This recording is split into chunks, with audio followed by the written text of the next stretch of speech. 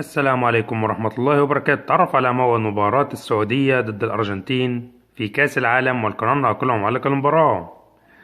يلعب المنتخب السعودي أولى مبارياته في كأس العالم ضد منتخب الأرجنتين يوم الثلاثاء الموافق 22 من نوفمبر 2022 28 من ربيع الثاني 1441، وتنطلق المباراة في تمام الساعة 1 ظهرا بتوقيت السعودية والعراق وفلسطين وسوريا والأردن واليمن والكويت 12 مساء بتوقيت مصر، وتنقل عبر قناة بي إن سبورتس ماكس. تعليق المعلق حسن العيد الروس. نأمل منكم ترك توقعاتكم عن نتيجة اللقاء.